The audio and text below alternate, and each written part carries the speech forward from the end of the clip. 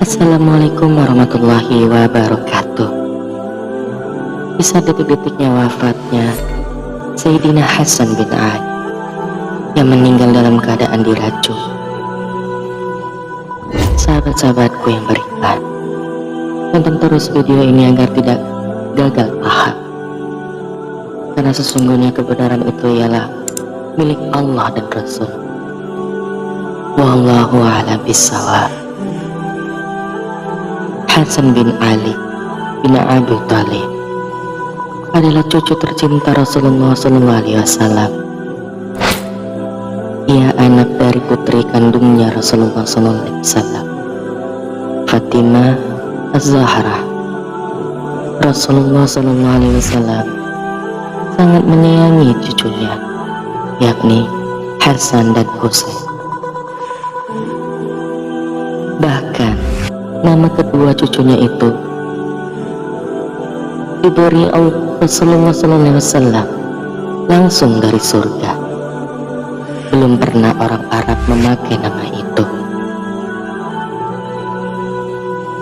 Setelah wafatnya sang ayah, Sayyidina Ali, Sayyidina Hasan dibaiat menjadi khalifah. Akan tetapi hal itu ditentang oleh kelompok Muawiyah, sehingga membuat nyawa Sayyidina Hasan terancam. Namun siapa sangka nyawa Sayyidina Hasan justru hilang di tangan istri tercintanya sendiri. Berikut kisah lengkap. Menurut yang dituliskan oleh buku, pada tanggal 28 Syafar tahun 50 Hijriah merupakan salah satu hari menyedihkan dalam sejarah Islam. Jauh sebelum Sayyidina Husain terpenggal di Karbala, sang kakak yaitu Sayyidina Hasan lebih dahulu wafat karena dibunuh. Berita wafatnya cucu Rasulullah SAW itu banyak membuat kaum muslimin di Madinah sangat sedih. Sayyidina Hasan dikenal sosok yang sangat baik dan menyukai perdamaian. Sebelum wafatnya, beliau rela menyerahkan kekuasaan kekhalifaannya pada Muawiyah bin Abu Sufyan daripada harus berperang menumpahkan darah antar sesama umat muslim.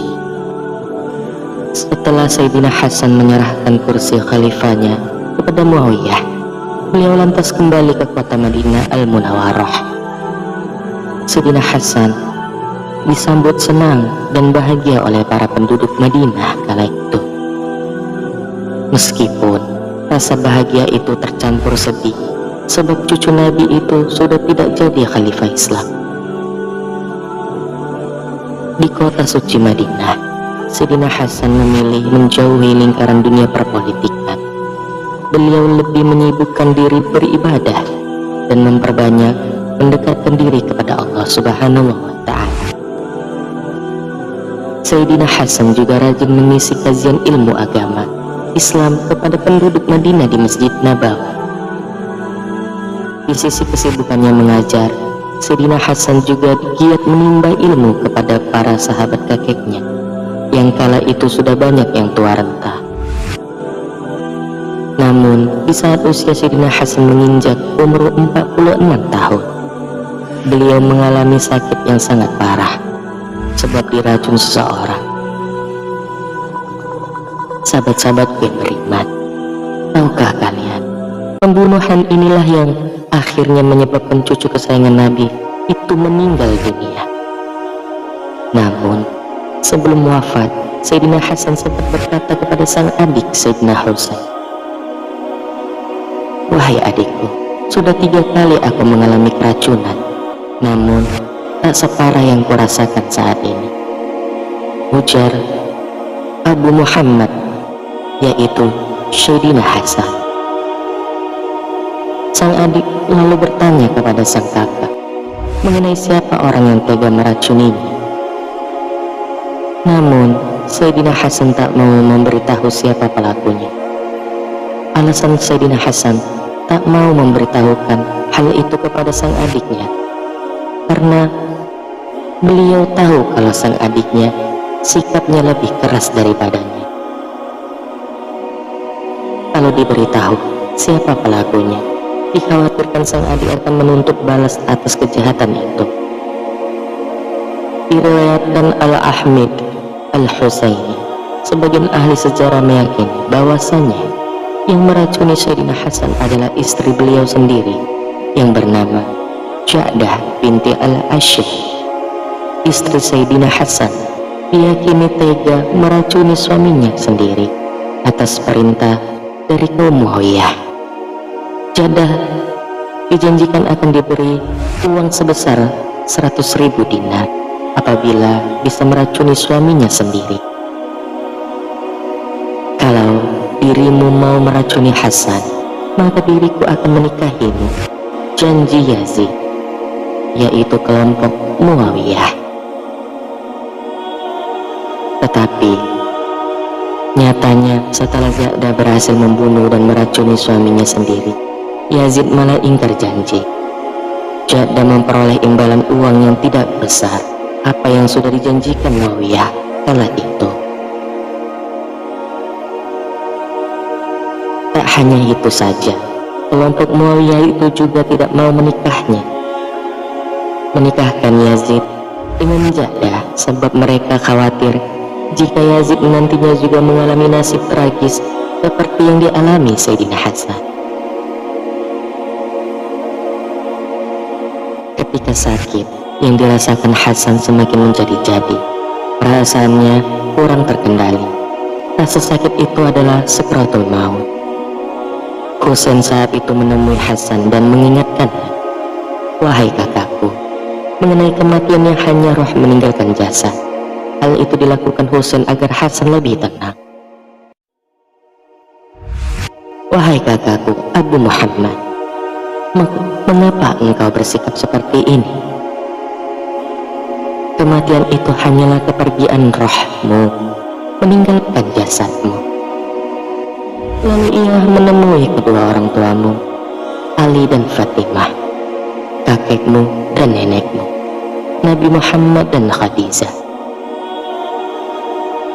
Lalu paman-pamanmu dari ayah, Hamzah dan Ja'far, paman-pamanmu dari ibu, Al-Qasim, At-Tayyib, Al-Mutahhir, dan Ibrahim, juga bibi-bibimu, Ruqayyah, Ummu Kulsum, dan Zainab. Ucapnya sebelum Al-Husain menyelesaikan perkataannya. Lalu Al-Hasan sudah terlihat gembira dan wajahnya kembali berseri-seri. Lalu ia sambil menghadapkan wajahnya ke arah Al-Husain. Dia berkata, jika dirinya akan bertemu sosok yang sebelumnya belum pernah ia temui. "Wahai adikku, aku sedang berhadapan dengan salah satu ketentuan Allah yang belum pernah kuhadapi sebelumnya. Aku juga akan melihat salah satu makhluknya yang belum pernah kulihat sebelum ini," ucap sang kakak. Mendengar ungkapan kakaknya itu, lalu Husain pun menangis, mengatakan, Al-Bidayah wa Nihayah. Ia akhirnya yakin betul bahwa azal dan waktu perpisahan Hasan dengan orang-orang terkasih segera tiba. Lalu Hasan kemudian menoleh ke arah orang-orang yang ada di sekitarnya. Lalu ia meminta agar dirinya bisa dimakamkan di dekat makam Rasulullah SAW. "Setelah aku meninggal nanti, mintalah kesediaan Aisyah agar aku dimakamkan bersama Nabi, karena mungkin ia malu padaku jika ia mengizinkan makamkan aku di rumahnya," pinta Hasan. Lalu Hasan juga berpesan agar jika ada yang menolak pemakaman itu, maka beliau meminta agar dimakamkan di pemakaman umum Baqi, daripada harus berdebat dan saling menumpahkan darah. Kecuali jika kalian khawatir hal itu akan menimbulkan penumpahan darah. Jika kalian khawatir demikian, maka janganlah kalian menumpahkan setetes darah pun karena keinginanku. Kuburkan saja aku di pemakaman kaum muslimin, pesannya. Lalu Aisyah pun mengabulkan permintaan Hasan itu. Namun saat jenazah Sayyidina Hasan hendak dimakamkan, maka terjadilah keributan di antara Bani Hashim dan juga Bani Umayyah. Mereka saling berselisih tentang lokasi pemakaman cucu Nabi itu. Bani Umayyah menolak apabila jenazah Sayyidina Hasan dimakamkan di dekat makam Nabi. Hal ini sebab jenazah sahabat Utsman bin Affan saja yang notabene dari Bani Umayyah tak dimakamkan di dekat makam Nabi, tetapi dari pihak Bani Hashim bersikukuh untuk memakamkannya dekat Nabi karena itu sudah menjadi wasiatnya. Lalu sahabat Abu Hurairah lantas mengingatkan kembali pesan Sayyidina Hasan sebelum wafat, yaitu apabila saat pemakaman terjadi perselisihan, maka meminta agar dimakamkan saja di pemakaman umum Baqi. Akhirnya jenazah cucu Nabi itu dimakamkan di Baqi dekat makam neneknya yang bernama Fatimah binti Asy'ad. Beliau adalah ibu kandung dari Sayyidina Ali ibn Abi Thalib. Sahabat-sahabatku yang beriman, itulah tadi cerita dari wafatnya dan sekaligus wasiat dari Hasan bin Ali. Sahabatku, sesungguhnya cerita ini sesuai apa yang tertulis tentang kebenaran. Itu adalah milik Allah dan Rasul-Nya. Menjadikan sebuah tontonan ini yang mengisahkan tentang cucu-cucu Nabi dan ketika wafat menjadikan ilmu pengetahuan untuk bagi orang-orang yang belum mengetahuinya, dan semoga bisa menjadikan pelajaran untuk kita bahwasanya setiap permasalahan tidak semuanya yang diciptakan oleh Allah untuk kita bisa kita selesaikan begitu saja. Terkadang setiap masalah akan selesai dengan sendirinya karena sesuatu yang datang darinya akan kembali pula kepadanya. Wahai sahabatku yang beriman, jadikanlah setiap pelajaran untuk merubah kita menjadi lebih baik, karena kita tidak tahu kehidupan yang kedepannya seperti apa. Teruslah niatkan setiap yang kita lakukan, karena Allah memantau kita di setiap saat. Sahabat-sahabat yang beriman, kita semua adalah bersaudara.